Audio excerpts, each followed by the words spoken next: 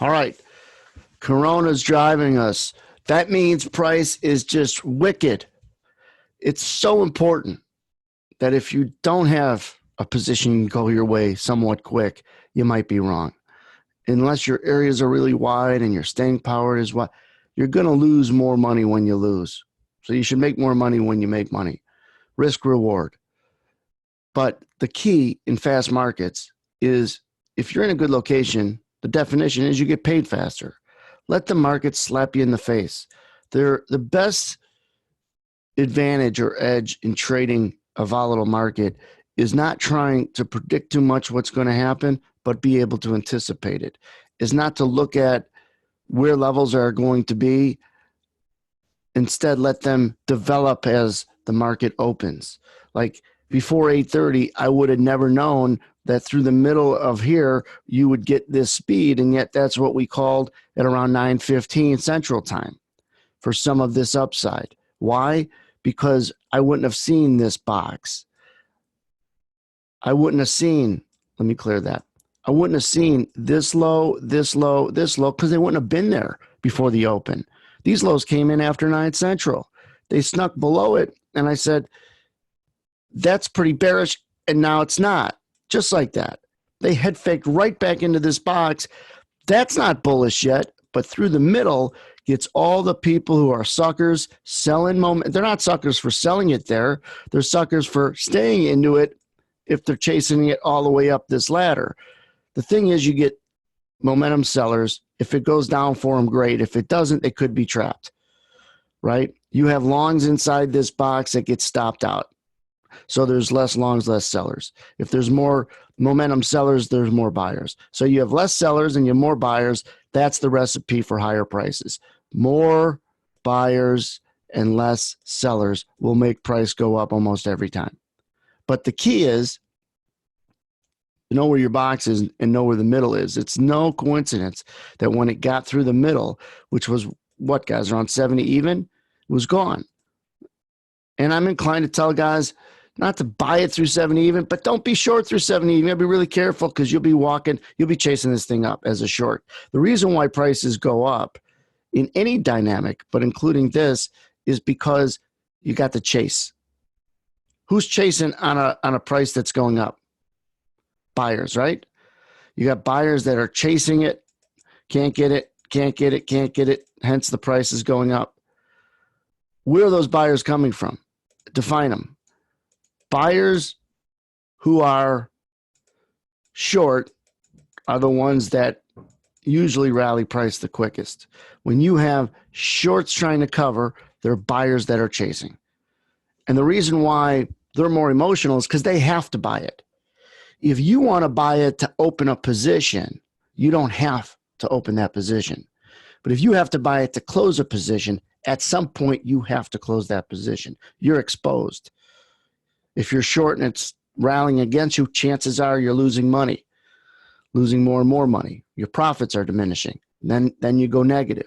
So you not only have to do something, but you're emotional when you have to do something. And I don't know about you, but when I emotionally have to do something, I don't do it well, and people just try to chase. And when you get that dynamic that plays out in a market, it plays out in slow markets, it just plays out slower. In volatile markets, not only does it play out faster, but it plays out much more because you got people that are constantly getting long, stuck, short, long, stuck, long, winner, loser. All that's happening, open and closing positions at a much more rapid pace. The only people that do well in volatile markets are people that could do well in markets prior to that. You're not going to all of a sudden be a great trader when the markets are volatile unless you're a great trader before they're volatile. There's too much risk. You're not going to get away with bad habits in volatile markets if you have many bad habits in slower markets. And I don't mean either markets are really slow or really fast, but in normal market conditions, if you've never made the turn and be able to get consistent from a profitability standpoint, that isn't all of a sudden going to change when it's fast. It might seem that way. You might get lucky because you caught it, but you're more inclined to add to a loser. You're more inclined to hold on to a loser. And holding on to losers in a slow market, you can get away with it. But I don't advocate it because it builds bad muscle memory for holding on to it in a fast market. If you were long trying to buy this pullback, it's a good idea to try to get long. It's not a good idea to hold it. You got to know where you're wrong before you get in. Everybody's worried about where they're going to get out for a winner. I've got a teenage son that can get out for winners. You got to know where to get out for losers. You've got to learn that. This pullback at some point, as I'm talking, is too deep off this rally. This is the rally. This is the pullback, too deep. Bears have control. So until the bulls could come back on this picture, Bears have control. That will change. Where will it change? It'll change when the next move up becomes the move that gets retraced. But right now, Goldman Sachs at 2,900 even came in and said they see this selling as to be short-lived and they don't see a global recession, seeing the coronavirus affecting a global recession. Then got caught a little bit of a bid and we rallied nicely, about 60 points, not right out of the hole, but eventually. And I think what this market desperately needs is someone out of the Fed to confirm what Fed Fund Futures is confirming, and that is at least a quarter, maybe a half-point cut on or before the March 18th meeting. I think if you can get that, you'll rally into the weekend because they're worried that the news might get a little better over the weekend. The last few Fridays, they were worried about the news getting worse over the weekend. If they're worried, that's if they're worried that the news might get a little better over the weekend, you could see a big rally going into the weekend. Watch that. But you need a catalyst. Goldman's one of those catalysts that drove us 60 points. Is there some Fed signals that come out? Maybe not today. Maybe it's Monday. Is there something from the CDC that sees less reporting in cases that could show a turn? Today, the WHO guy led off by saying it's the lowest case total that China's reported in more than a month. Is that a peak? No, that's just one day, but it could be the beginning of one. When they start using that word, rate cut and peak are the ones that'll turn it around. Until then, you can't fall in love with buying a bounce, even if it rallies. You can't just embrace it forever because the bulls end up having to play 10 against 11. If you think about bulls versus bears, right now the Bears have more players.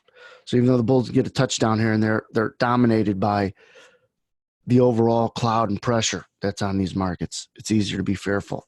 The bulls need help. They need help from the Fed. They need help from some of these cases to go down significantly. This weekend is going to be important, and watch how this market closes over the next few hours. And don't be long or short forever and think that price, just because it's gone your way, it's going to continue to go up, or down forever. Wicked turnarounds. Look at it as we're talking, went from 9 to 17. You'd be short from 17 with a nice 8-point winner, and now you're thinking of scratching it, and you say, I'm not going to scratch it, and then you take a 3-point loser. But you didn't just take a 3-point loser. You let 12 points turn around. How does that affect your psyche? Not well. Markets are moving faster. You got to move faster. Have a great weekend. Be safe and subscribe to this YouTube channel.